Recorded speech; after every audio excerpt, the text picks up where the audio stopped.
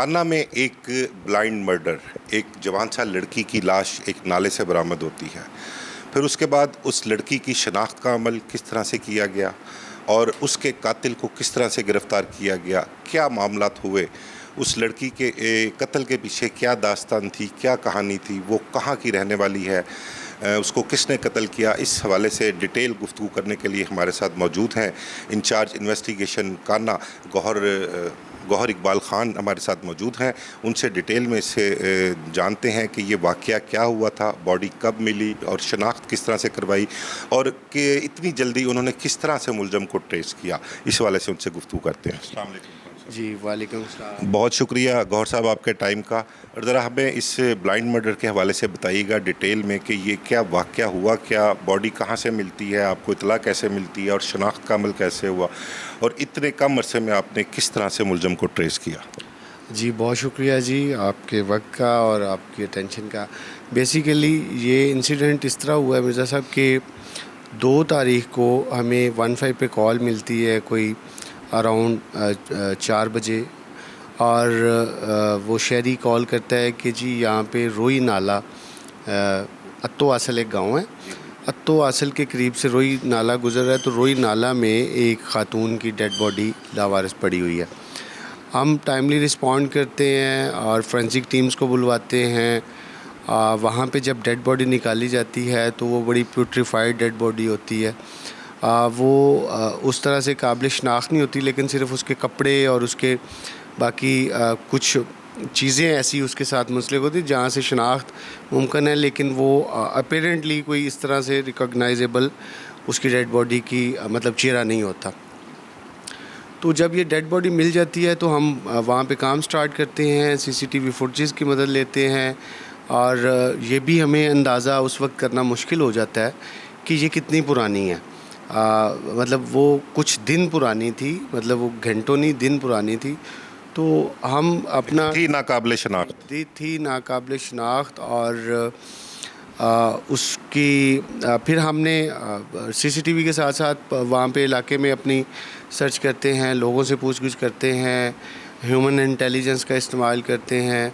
फिर हम लाहौर के वो थाने, वो इलाके जो उस नाला के करीब हैं, उन इलाकों में से, उन थानों में से हम अपना रिकॉर्ड इकट्ठा करना शुरू कर देते हैं कि कौन सी ख़वातीन हैं जो पिछले दिनों में जिनके किडनैपिंग के केसेस हुए और वो अभी तक नहीं मिली। उनके तमाम वो FIRs जो हैं मुख्तलिफ़ थानों की, उनके हम मुद्दइयों से रब्ते करते हैं, उनको इसके कपड़ों की तस्वीर जो भी जिस तरह की तस्वीर मुमकिन होती हैं वो हम उनको भिजवाते हैं। उनसे चेक करते हैं कि ये कहीं उनकी गुमशुदा या उनकी अबडक्टेड लेडी तो नहीं है।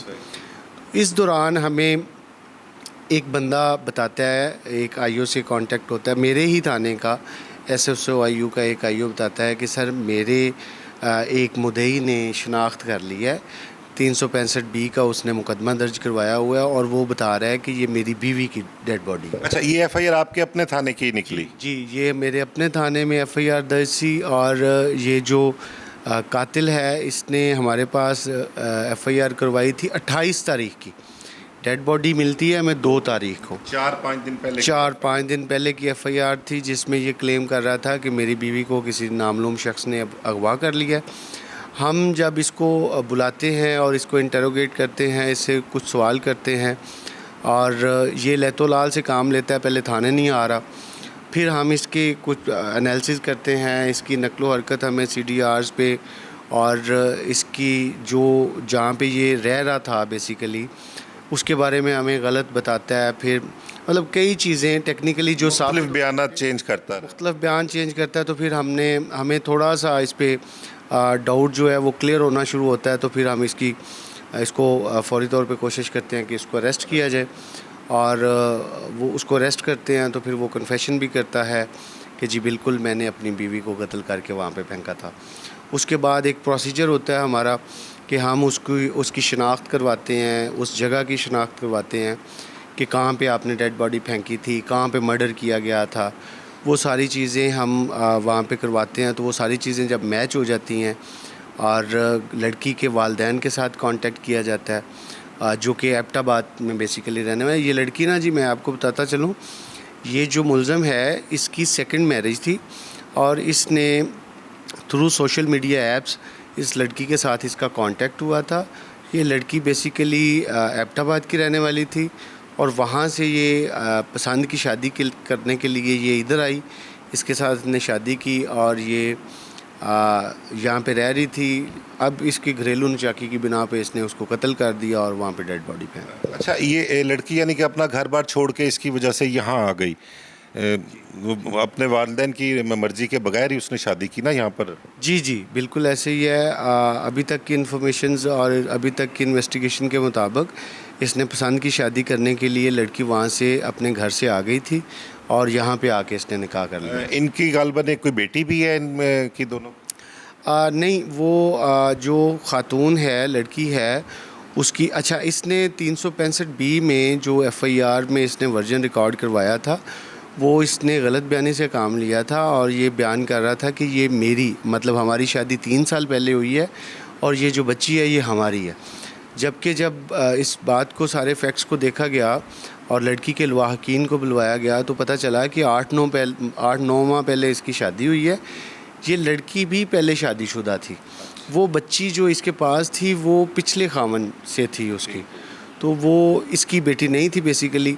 اور یہ جو ملزم ہے اس کی اپنی بھی ایک 11-12 سال کی بیٹی ہے جو کہ اس کی پہلے والی بیوی کے ساتھ. اچھا گور صاحب, ایک تو اس نے 365B کی جو FIR درج کروائی وہ تو FIR اب میرے خیال خارج ہو جائے گی. نہیں, بیسیکلی جو وہ ابڈکشن تو تھی نہیں نا جی, تو وہ اس نے جھوٹ بولا تھا. ابڈکشن ہم نے اس کو کنٹینیو کیا.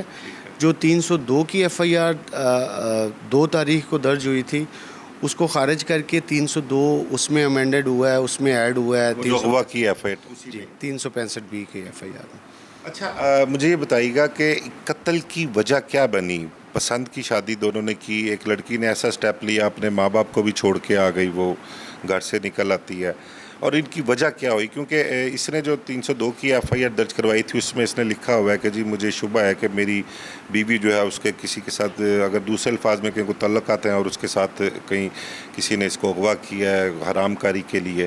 تو اس میں کیا کوئی ایسا ایلیمنٹ ہے کہ اس کا خاتون کا تعلق کسی اور سے ہو اور اس کا قتل جو ہے اس نے غیرت کے نام پہ کیا ہو؟ نہیں جی, دیکھیں وہ جو 365B کی اس نے FIR کروائی تھی وہ تو سراسر جھوٹ تھی.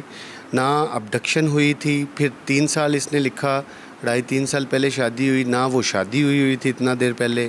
وہ بیٹی جو انہوں نے کہا کہ ہماری دونوں کی بیٹی ہے وہ بیٹی نہیں تھی. اس میں ساری کی ساری FIR اس کے کنٹینٹس جھوٹ پہ مبنی تھے. اچھا دوسری بات یہ ہے کہ اس میں گھریلو نچاکی بالکل اس بات پہ تھی ان کی, کیونکہ یہ اس کی جو پہلی بیوی تھی ملزم کی وہ جس گھر میں رہ رہی ہے وہ ملزم کا آبائی گھر ہے. مطلب جو اس کے پیرنٹس نے شادی کی تھی وہ شادی جس لڑکی کے ساتھ ہوئی تھی وہ لڑکی اسی کے گھر میں رہ رہی ہے. اب اس کو یہ جو سیکنڈ میرج اس نے کی تھی مہروش کے ساتھ, تو اس کو اس کے لیے ایک الگ گھر لے کے کرائے پہ لے کے رہنا پڑ رہا تھا. فیملی کا پریشر تھا, فیملی نے اس کو ایک طرح سے بائیکاٹ کیا ہوا تھا. اس کی پہلے والی بیوی اور پہلے والی بیٹی جو تھی وہ انہوں نے اپنے پاس رکھی تھی اس کی بھائیوں نے, اس کے پیرنٹس نے, اور اس کا وہاں پہ آنا جانا کم ہوا تھا. تو اس میں سوسائٹل پریشرز بھی تھے, فیملی پریشرز بھی تھے. پھر اس کا یہ کوئی بڑا ویل آف بندہ نہیں ہے, یہ ایک غریب آدمی ہے, مزدوری کرنے والا, کسی فیکٹری میں کام کرتا ہے.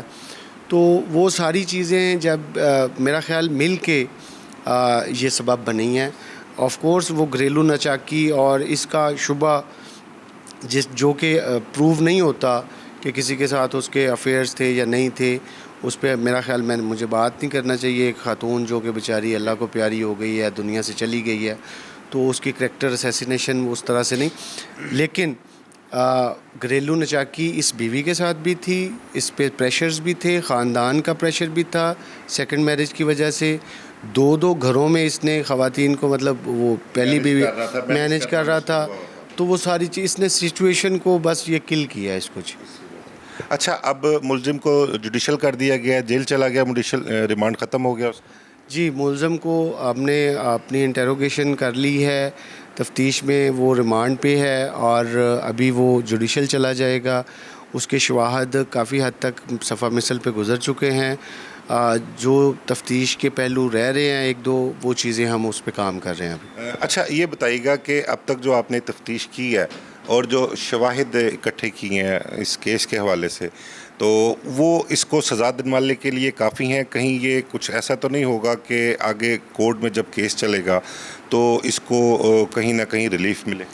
جی دیکھیں، جیسے ہی یہ وقوع سامنے آیا اور یہ ایف آئی آر ہوئی اور یہ انسیڈنٹ جس طرح سے مطلب وہ ڈیڈ باڈی ملی، تو فوری طور پہ ہم پروسیکیوشن ڈپارٹمنٹ سے کانٹیکٹ میں آ گئے اور ان سے گائیڈ لائنز شواہد کے حوالے سے اور ساری سچویشن کے حوالے سے وہ لینا سٹارٹ کر دی.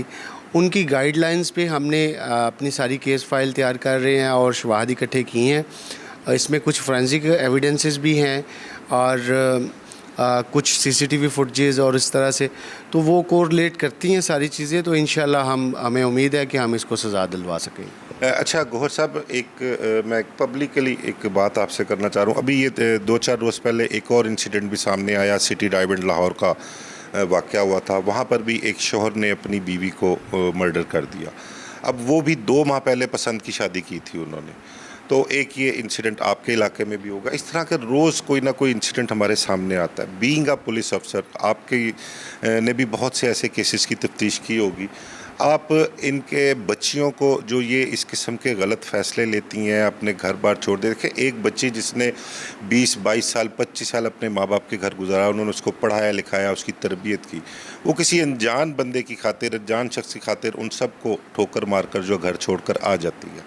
ان بچیوں کے لیے اور ان پیرنٹس کے لیے جو اپنی بچیوں کے ساتھ اس قسم کا رویہ جو ہے وہ روا رکھتے ہیں، کیا میسیج دینا چاہیں گے کہ اس قسم کے معاملات نہ ہوں؟ ان کو اپنی بچیوں کے ساتھ کیا سلوک کرنا چاہیے؟ ان بچیوں کو کیا سوچنا چاہیے اپنے مستقبل کے بارے میں؟ یہ سٹیپ ان کے لیے کتنا خطرناک ہے؟ اس حوالے سے آپ کیا میسیج دینا چاہیں گے؟ جی مرزا صاحب دیکھیں، یہ سوشل میڈیا پہ جو مختلف ایپس ہیں جن کے تھرو لڑکیاں لڑکوں کے ساتھ کانٹیکٹ میں آ جاتی ہیں، اور اس کی جو پروفائل جو کہ جھوٹ پہ موسٹلی مبنی ہوتی ہے، ان کی اس پروفائل پہ یقین لاتے ہوئے اپنا گھر بار چھوڑ کے ان کے پاس چلی آتی ہیں. تو میرا خیال ہے کہ یہ ایک بڑی غلط پریکٹس ہے اور ہوش کے ناخن لینے چاہیے میری تمام معاشرے کے خواتین کو بھی، ایون اگر مرد. تو اس کی وجہ ریزنز یہی ہیں کہ سوشل میڈیا سے یا ٹیلی فونیکلی رابطہ نہ انسان کے رویے بیان کر سکتا ہے، نہ اس کا سوسائٹل سٹیٹس بیان کر سکتا ہے، نہ اس کا لہجہ، نہ اس کی زندگی کے تمام پہلو اجاگر نہیں کر سکتا. تو شادی بیسیکلی ایک ایسا سوشل کانٹریکٹ ہے جس میں 2 خاندانوں نے آپس میں ملنا ہوتا ہے، اور جو ہماری ریت رواجوں کے مطابق اس کا ایک طریقہ کار وضع ہوا ہے، ہمارے معاشرے میں کلچر ہے. تو وہ جب 2 خاندان آپس میں ملتے ہیں تو وہ ایک دوسرے کی پرکھ کرتے ہیں، ایک دوسرے کے متعلق وہ تمام تر انفارمیشن حاصل کرتے ہیں، ان کو ان کے بارے میں تمام تر معلومات پتہ ہوتی ہیں کہ لڑکی کیسی ہے، لڑکا کیسا ہے. تو خاندانی سوشل کانٹریکٹ کو جب سوشل میڈیا پہ انٹریکشن کر کے چند دنوں کی یا چند گھنٹوں کی ہم فیصلے کریں گے تو یہ اس کے نتائج اسی طرح کے نکلیں گے. تو اس کو خاندانی سوشل کانٹریکٹ ہے تو اس کو خاندانی سوشل کانٹریکٹ ہی رہنا چاہیے، تاکہ 2 خاندان آپس میں ملنے سے پہلے ایک دوسرے کی اچھی طرح سے تسلی کر لیں. تو میرا خیال ہے کہ طلاق کے ایشوز بھی کم ہو جائیں گے معاشرے میں. یہ مطلب اس طرح کی سوسائٹل یا کلنگ جو ہے، آنر کلنگ، یہ بھی ختم ہو جائے گی.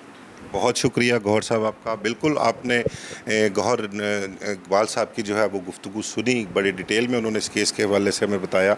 میں بھی اس پروگرام کے توسط سے جو ہمارے پیرنٹس ہیں خاص کر ان کو اس چیز کا ایک پیغام دینا چاہوں گا، اور وہ بچیاں جو جوان ہیں اور ان کے پاس، دیکھیں ہمارے معاشرے میں جو ایک ہمارے ہاتھ میں ایک موبائل دے دی گیا ہے نا، سب سے بڑی برائی کی جڑ یہ ہے. اب المیہ یہ ہے کہ ہم اس کو پازیٹیو سائڈ پر نہیں لے کے جاتے، اس کا یوز ہم پازیٹیو نہیں کرتے، اس کو ہم نیگیٹو سینس میں لیتے ہیں.